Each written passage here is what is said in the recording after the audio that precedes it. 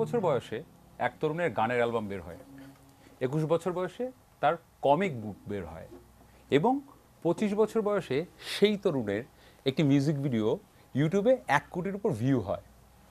আমি কথা বলছি সেই স্বপ্নবাসী তরুণ মিনার রহমানের। প্রিয় দর্শক, আমন্ত্রণ জানাচ্ছি 18 নিউজের মধ্যরাতের আয়োজন ইয়াং নাইটে। চলুন আমরা মিনারের সাথে কথা বলি। মিনার, এতগুলি বুক ভরা ভালোবাসা এবং অভিনন্দন, কেমন আছেন আপনি? আলহামদুলিল্লাহ ভালো। আপনি? আমি খুব ভালো আছি এবং মিনারকে পেয়ে আমি একটু এক্সাইটেডও, একটু নার্ভাসও, একটু এক্সাইটেডও, কারণ আসলেই মিনার আমার মানে ভীষণ গর্ব হয় জানেন, যখন শুধু আপনি বলে না হয়তো বাংলাদেশের কোনো তরুণের কোনো একটা ভালো খবর যখন পাই তখন আসলে নিজের এক ধরনের আনন্দিত হয়। এবং আপনি জানেন যে ইয়াং নাইট আমাদের তরুণদের একটা প্ল্যাটফর্ম, সো তরুণদের সাথে কথা বলতে হয় এবং হচ্ছে যে ভীষণ আসলে ভালো লাগে। সো আপনার মুখ থেকে শুনতে চাই, এই যে আপনার একটি গান ঝুম 1 কোটির উপর ভিউ হলো এবং মাত্র 8 মাসে, যেটা এর আগে হয়েছিল হয়তো 2 বছরে। সো এই অনুভূতিটা আসলে কেমন? ঝুমের অনুভূতিটা আসলে কেমন, এই প্রশ্নটা যখন আমাকে কেউ করে তখন আমি আসলে উত্তর দিতে পারি না, বিকজ অনুভূতিটা তো খুবই ভালো লাগার। এবং আসলে ঝুম তো আসলে একটা এক্সপেরিমেন্টের জায়গা থেকে আমি করেছিলাম, তো ওইটাকে যে মানুষ গ্রহণ করেছে এবং এত কম সময়ে আসলে ঝুমের ভিউ 1 কোটি হয়ে গেছে এবং ভিউ কিন্তু আরো বাড়বে, মানে ঝুম 1 কোটি হওয়ার পর আরো বাড়ছে। সো আপনি দেখবেন যে এটা আরো কিছুদিন, আরো 4-5 মাসের পর আপনি দেখবেন যে এটা হয়তো 2 কোটি আল্লাহ আল্লাহ ইনশাল্লাহ হয়ে যেতে পারে। এটার রিজনটা হচ্ছে মানুষজন আসলে হয়তো এই টাইপের গান এখন চাচ্ছে বা নিতে চাচ্ছে। সো আমার ওভারঅল গ্লোবালি মিউজিক্যাল যে চেঞ্জ ওয়ার্ল্ড ওয়াইড হচ্ছে, সেটার একটা ইম্প্যাক্ট বাংলাদেশে হয়তো পড়ছে। সো আপনি ভাবছেন যে এই গানে তাহলে এমন কি থাকলো, সেটা কি আপনার মুখ থেকে একটু আমরা শুনতে পারি, মানে এই ভিন্নতাটা বা ওয়ার্ল্ড ঝুমের বিষয়ে আপনি যদি আজকে ঝুম নিয়ে বললেন, সবার প্রথমে বলতে চাই যে 1 কোটি মানুষের 1 কোটি বার এটা ভিউ হয়েছে, এটা তো একটা অবশ্যই আমার জন্য একটা বিশাল ব্যাপার, অনেক ভালো লাগার ব্যাপার। যারা ঝুমের সাথে ইনভলভ ছিল আমার সাথে পুরো প্রসেসে, তাদেরকে অসংখ্য কৃতজ্ঞতা। আর ঝুমের যে বিষয়টা হচ্ছে, ঝুম ইজ অ্যান এক্সপ্রেশন। আহারের সিকুয়েল বলা যেতে পারে। আহারে ওয়াজ অ্যান এক্সপ্রেশন। আহারের কিন্তু পার্টিকুলার কোনো মিনিং নেই।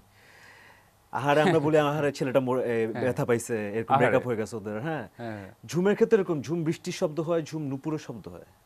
ঝুমের আপনি তো পার্টিকুলার কোনো মিনিং নেই, ইটস অ্যান এক্সপ্রেশন। সো একটা এক্সপ্রেশন দিয়ে I wanted to express everything, সব ধরনের ফিলিং, আমার ভালো লাগা, আমার প্রতিবাদ, আমার অনুশোচনা, আমার আক্ষেপ, সব ধরনের সব কিছুকে আমি একটা শব্দে বলতে চেয়েছিলাম, that is Jhoom. So that is an experimental thought, যেটাকে মানুষ অ্যাকসেপ্ট করেছে, গ্রহণ করেছে। This is all about Jhoom. Jhoom is all about the one word, it's not the expressions actually. বাহ, আর্টিস্টের নিজ মুখ থেকে এই ধরনের ব্যাখ্যা শুনে ভালো লাগে।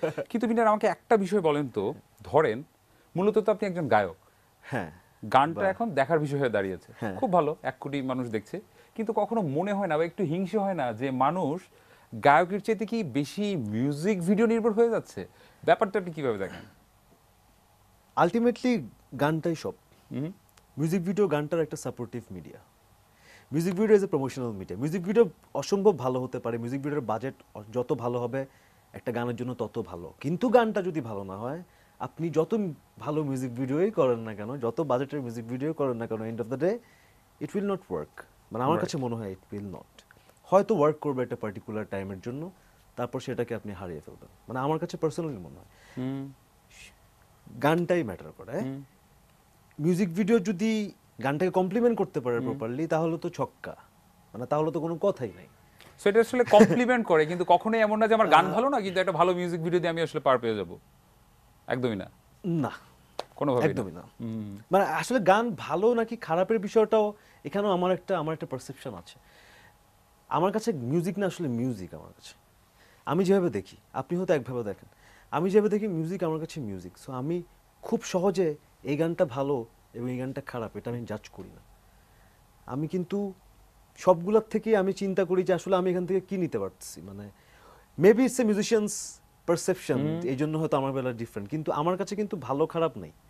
আমার কাছে মিউজিক মিউজিক, আমার কাছে মিউজিক মিউজিক। আমার কাছে মানে আমি এমন শুনেছি যে অনেক গান নিয়ে অনেক বিতর্ক হয় না, যে এরকম গান কেন করলো, এরকম লিরিক্সে গান কেন, বা এরকম বা এই কেন। আমি না ওগুলোকে, আমি ওটার মধ্যে একটা পজিটিভ দিক খুঁজি। আমি দেখি যে আসলে এই ওকে এটা নিয়ে এত বিতর্ক হচ্ছে, মেবি মানুষ এটা নিয়ে পছন্দ করছে না, মানুষ এটাকে আসলে খারাপ গান বলে এটাকে পয়েন্ট আউট করছে।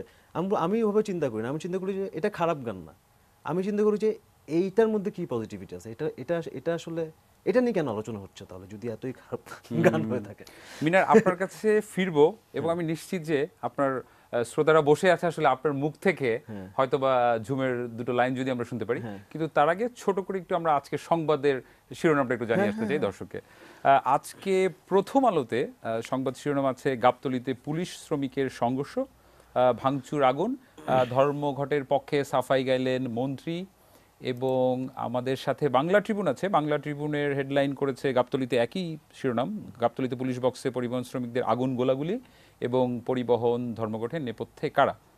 সো মিনারের কাছে আবারও ফিরতে চাই এবং মিনার একটু যদি আমরা ঝুমটা আমরা কি একটু দেখে আসবো, মিউজিক ভিডিও নিয়ে যেহেতু কথা হচ্ছে কোটিবারের মতো, আমরা বরং একটু দেখেই আসি, কি বলেন? দেখে আসি।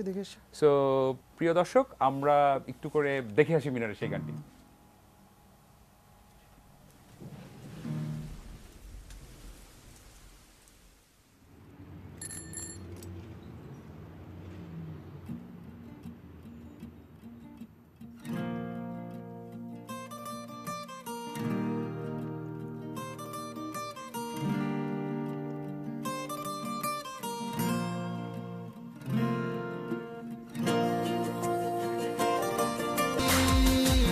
আলো আধারি রে মায়া এই অবেলায় মন যে হারায়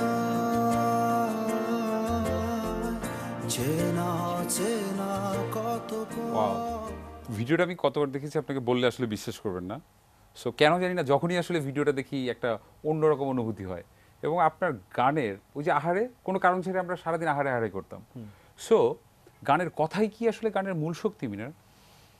হ্যাঁ, আমার কাছে একটা সময় আমার কাছে মনে হতো কথা মূল শক্তি, এখনো মনে হয় কথা ডেফিনেটলি একটা মূল শক্তি, বাট সুরও একটা অনেক বড় একটা জায়গা, টিউন অ্যান্ড কম্পোজিশনের একটা বড় জায়গা আছে, সবকিছু মিলায় ওভারঅল প্যাকেজটাই আসলে একদম একটা একটা মানে ওটাই আসলে শক্তিটা। মানে আপনার কথা হয়তো খুব ভালো হয়েছে, সুরটা হয়তো আপনার ওরকম হয়নি, বা সুরটা হয়তো ভালো গেছে, কথা আপনাকে ওটাকে কমপ্লিমেন্ট করছে না, তাহলে তো আসলে হচ্ছে না জিনিসটা। সেটা ইটস আসলে অল একটা অ্যাবাউট দ্য complete ব্যালেন্স করা সবকিছু। সেই সূত্র ধরে একটা প্রশ্ন করি মিনার, প্রচুর জনপ্রিয় নাটকে অনেক সময় আপনি গান করেন বা মিউজিক কম্পোজার আসলে গান করে দেয়, রাইট? সো অনেক সময় দেখা যায় যে যখন আসলে কোনো একজন পরিচালক তার নাটকের জন্য একটা গান করতে বলেন আপনাকে এবং এক ধরনের বাধ্যবাধকতা থাকে, শিল্পী হিসেবে তো আপনি যখন নিজের জন্য একটা গান তৈরি করেন, আপনি সময় নেন, আপনি যখন আসলে সন্তুষ্ট হন তখনই আসলে এটা আসে, কোনো ধরা বাঁধা ফরম্যাট থাকছে না, রাইট? কিন্তু এই 14ই ফেব্রুয়ারি উপলক্ষে যে নাটকটি বের হবে সেটার জন্য 7 দিনের যে সময় বেঁধে দেওয়া হলো, কিংবা অন্য একজনের লেখা গানে আপনাকে শুরু করতে বলা হলো, তখন কিভাবে এই চেক ব্যালেন্সটা হয়? আচ্ছা,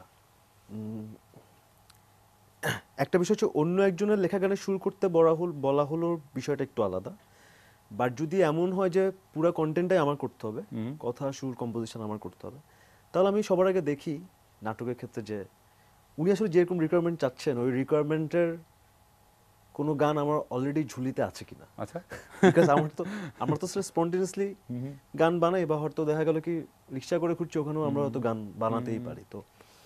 তো সেরকম কোনো গান উনার ওই পার্টিকুলার ডিরেক্টরের রিকোয়ারমেন্ট অনুযায়ী কোনো গান আমার বানানো আছে কিনা ওটা আমি আগে দেখি, তারপর আমি দেখি যে ওটা কি আসলে ম্যাচ করছে কিনা, এবং যদি না থাকে তাহলে আমি উনার সেই ফিলিংসটা নিয়ে আমি আসলে কাজ করার চেষ্টা করি। বাট এক্ষেত্রে আপনি যে মেইন আপনার যে প্রশ্নটা ছিল, মানে কোনো অবস্টাকেল ফেস করি কিনা, অবস্টাকেল ফেস করি না, বরঞ্চ আমার কাছে একটু চ্যালেঞ্জিংই লাগে যে সবসময় তো নিজের মতো করি, এবার আরেকজনের ভিউ থেকে আমার করতে হবে কাজটা।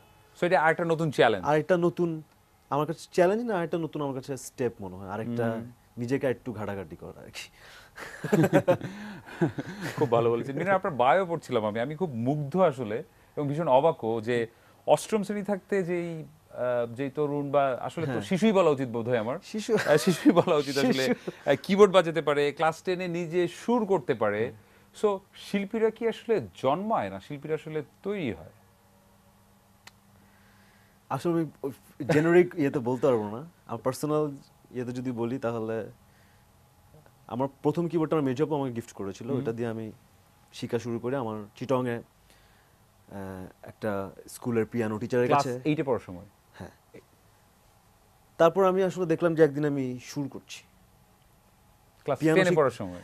ওই টাইমটাই না, আমার ডানপিটে অ্যালবাম ফার্স্ট যে অ্যালবামটা ছিল ওটার সবগুলা গানই আমার 9-10 এসএসসি ওই টাইমগুলোতে বানানো। ওয়াও। মানে ওখানে 10টা গান ছিল, 10টা গানের মধ্যে আরো বেশি গান বানানো ছিল ওইটা। তখন আসলে এই জন্য ওই গানগুলোর মধ্যে আপনি একটা ইনোসেন্স পাবেন, মানে ওই গানগুলো দেখবেন আপনি অনেক ইনোসেন্ট, অনেক বেশি, অনেক সহজ সরল কথাবার্তা, বিকজ অফ দ্যাট এজ। হ্যাঁ, তো তখন যেটা হয় যে আমি একদিন দেখলাম যে আমি ডিসকভার করলাম যে আমি আসলে সুর করছি। তখন আমি নিজেকে বললাম যে এটা আসলে আমার গান না, আমি কেন সুর করব, আমি কে, আমি এটা কোথাও শুনেছি বা কিছু, বাট পরে আমি দেখলাম যে না, এটা আসলে আমি, আই হ্যাভ ক্রিয়েটেড দিস। তারপর থেকে আমার জার্নিটা শুরু হলো যে আমি তখন ভাবলাম যে ওকে ফাইন, আমি এটা করছি, আমি তাহলে এটা করি, এটা, this is another world. Because আসলে একটা কথা সত্যি, এটা আসলে আপনি সব মিউজিশিয়ানকে জিজ্ঞেস করলে আপনি হয়তো দেখতে পারবেন, সুর করার যে বিষয়টা, এই বিষয়টা না শেখা যায় না। Maybe you can learn sound engineering, maybe you can learn production, maybe you can learn mixing mastering, একটা মিউজিক অ্যারেঞ্জমেন্ট কীভাবে হয়, maybe you can even run writing, instrument তো আছেই, যে কোনো ইনস্ট্রুমেন্ট আপনি শিখতেই পারেন, কিন্তু আপনি সুর করবেন, একটা সুর বানাবেন, এটা আপনি শিখতে পারবেন না, এটা আসলে এটা শেখা যায় না, এটা এটা আল্লাহ তাআলা দেয়। তো আমি তখন আবিষ্কার করলাম যে এটা আসলে আমার মধ্যে হয়তো আল্লাহ তাআলা এটা দিয়েছে, সুর করার ক্ষমতাটা। সো দেন এভাবেই শুরু আসলে। তো শিল্পী, আপনার প্রশ্নটা ছিল, আপনার প্রশ্নটা ছিল মানে শিল্পীরা কি আসলে তৈরি হয় না, শিল্পীরা আসলে জন্মায়? আমার কাছে মনে হয় যে শিল্পী তৈরি হয়, শিল্পী জন্ম।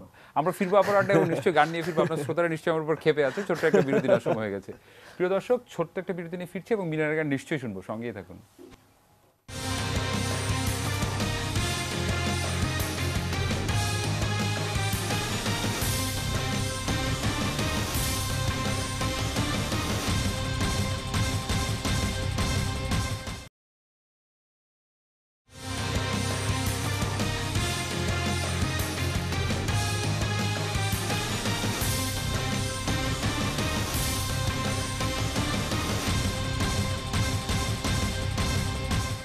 প্রিয় দর্শক, আমন্ত্রণ জানাচ্ছি ইয়াং নাইটের ঝুম উৎসবে এবং আমাদের সাথে আছে আপনাদের সবার পছন্দের মিনার। মিনার, আবারও শুরু করছি। আমি নিশ্চিত আপনার ভক্তরা সব ক্ষেপে আছে যে মিনার গান ছাড়া এতক্ষণ কিভাবে সম্ভব। সো আমরা কি একটা গানে যেতে পারি মিনার? হ্যাঁ, শুনি।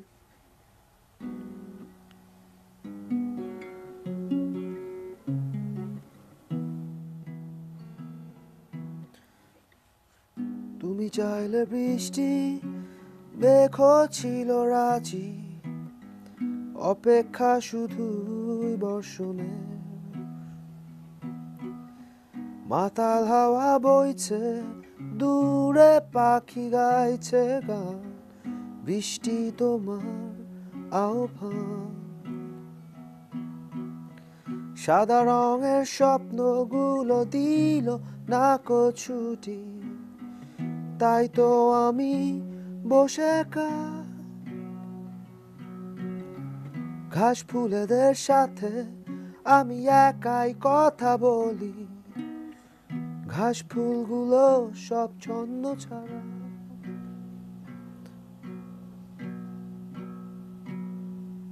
ঠিক আছে, বেশিক্ষণ করলাম না। অনেক সুন্দর। আমি am big fan of your song man. Thank you. Minar, ডান পিটে আড়ি আহারে, যখন একটা বাবার অনেকগুলো সন্তান হয়ে যায়, এই প্রশ্নটা খুব কঠিন যদিও, তারপর আমাদের জানতে ইচ্ছে হয় যে কোন সন্তানটি আসলে বেশি প্রিয়, কোন অ্যালবামটি আসলে খুব কঠিন, খুব কঠিন। মানে শুধুমাত্র ডান পিটে আহারে ঝুম না, আমার আমার এমন অনেক গান আছে যেটা হয়তো আপনার পছন্দ না, বা যেটা হয়তো সাধারণ মানুষের জনপ্রিয়তা জায়গা থেকে ওটা হয়তো ওরকম হিট না, কিন্তু ওটা আমার খুব পছন্দের গান। যেমন আমার একটা গান আছে নীল, হ্যাঁ, আমার একটা গান আছে শঙ্খের তীরে, এগুলো হয়তো অত বেশি মেইন স্ট্রিম হিট না, কিছু পার্টিকুলার মানুষের পছন্দ। তো আমি আসলে ওটা আমি জাজ করতে পারবো না যে খুব কঠিন, মানে আই শুড নট। সো আরেকটা জিনিস আমাকে মিনার বলেন যে আপনি তো হ্যামিলিয়নের বাসিওলার মতো কিছুদিন পর পর আমাদেরকে কিছু শব্দ দেন, সেটা নিয়ে আমরা মেতে থাকি। একটা সময় আমরা সারাদিন আহারে আহারে করতাম, এখন ঝুম উৎসব চলছে, সারাক্ষণ আমরা ঝুমঝুম করছি, এবং গত কিছুদিন ফেসবুকে তা জানি না তা জানি না হচ্ছে। সো এই তা জানি নার গল্পটা কি বলেন? তাজানিনার গল্প হচ্ছে, তাজানিনা নামে আমি একটা গান রিলিজ করছি, ইনশাল্লাহ আগামীকাল আসবে।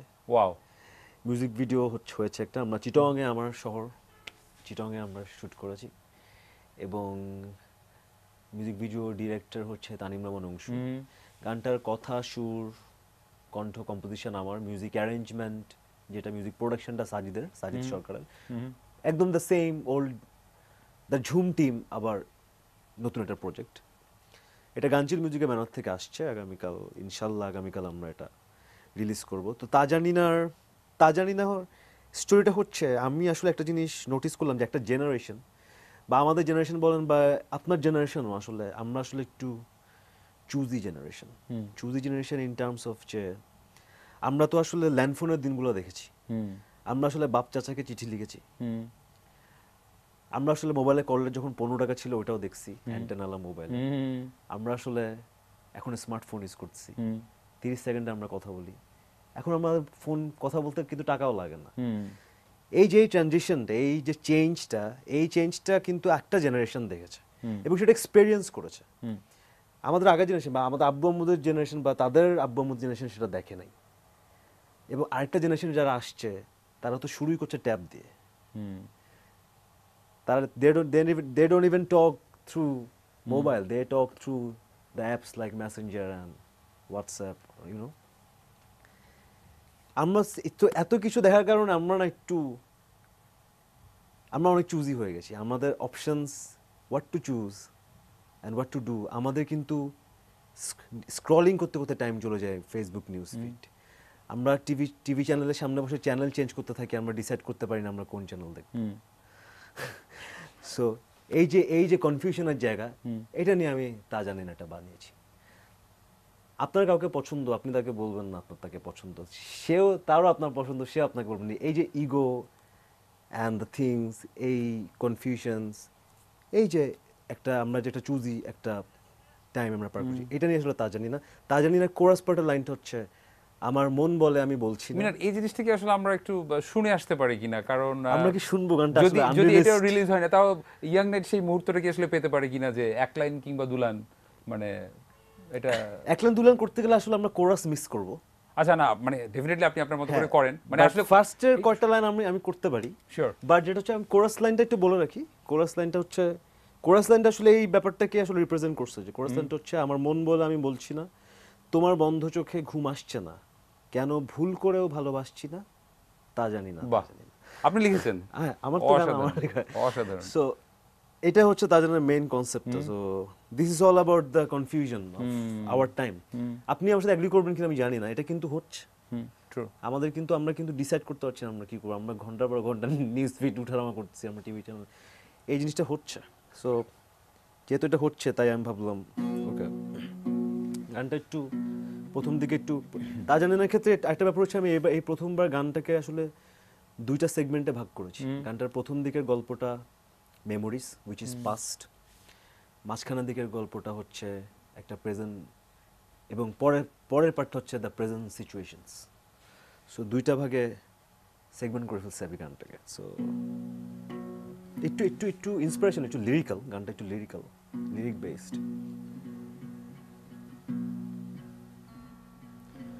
তুমি আমি একসাথে রোদে মাখা বৃষ্টি দেখেছি,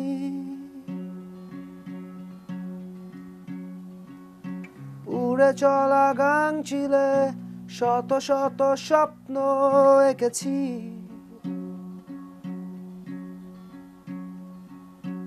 রোদে পোড়া নীল খামে আকাশকে চিঠি লিখেছি,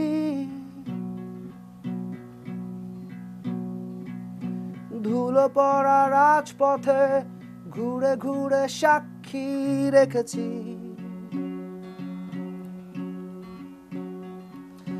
ঘুনে ধরা ডায়েরিতে কত কত কাব্য লিখেছি,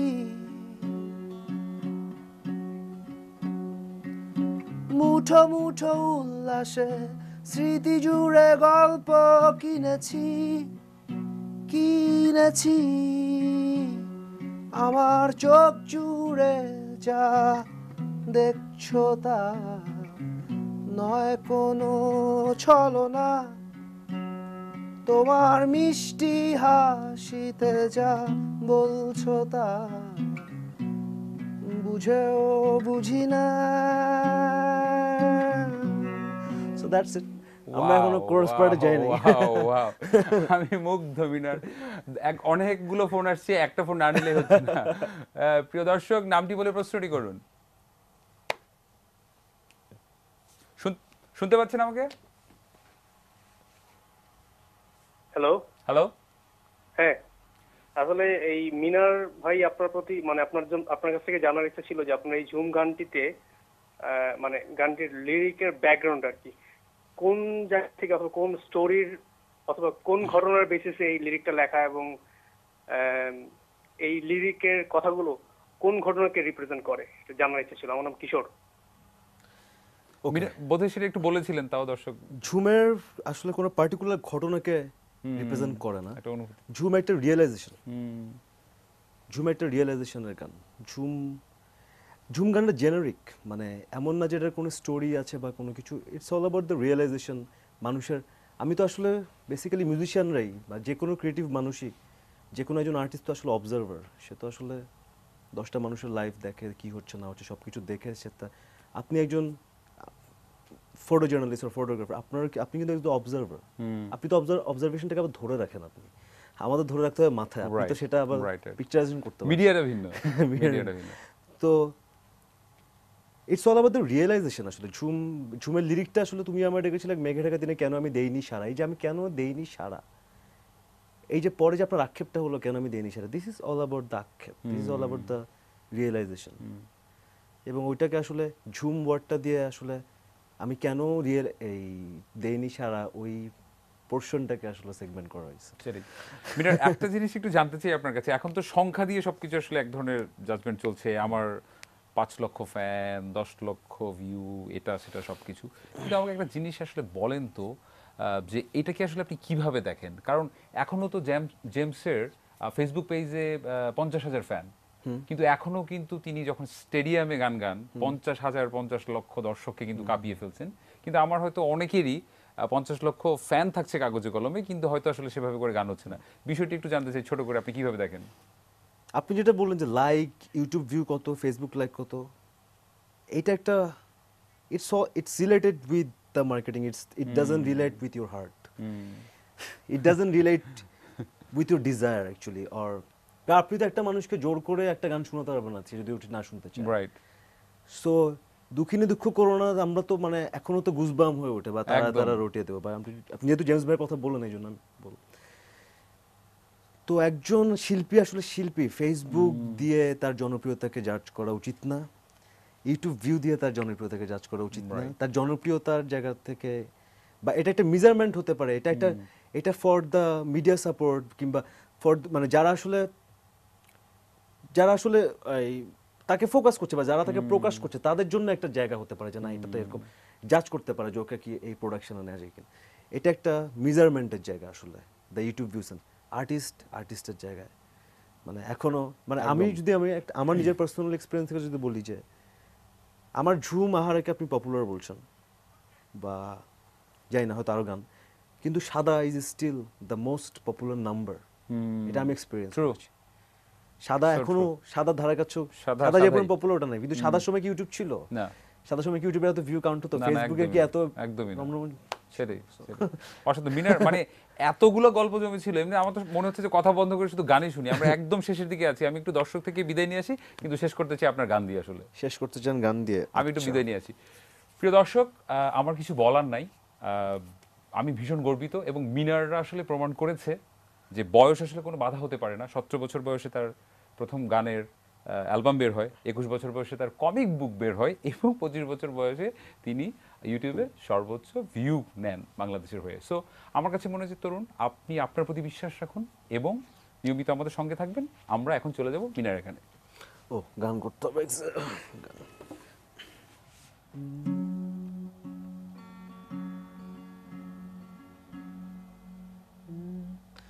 এটা নতুন একটা গান। এই গানটার লিরিক ভিডিও প্রায় এই লাস্ট 12 দিনে 3 লাখ হয়েছে আর কি। এটা the highest growing lyric video. আমি কিন্তু আবার আপনার কোশ্চেনে ফিরে গেলাম। আমি জাস্ট বলতেছি যে পিপল কিভাবে আসলে মানুষ কিভাবে Right, এক্সপেক্ট right, করেছে ওই জায়গাটা থেকে, এই যে এটাই এই হেল্পটাই আসলে করে YouTube view and Facebook like, বুঝছেন? So, কারণে অকারণে নিষেধে বা বারণে তোমার নামে যত জোছনা নিলাম, নিয়মে অনিয়মে দহনে বা ধারণে আমায় নিখোঁজ ভাবো বা পাশেই ছিলাম, কারণে অকারণে নিষেধে বা বারণে তোমার নামেই যত যোচনা নিলাম, নিয়মে অনিয়মে দহনে বা ধারণে আমায় নিখোঁজ ভাবো বা পাশেই ছিলাম।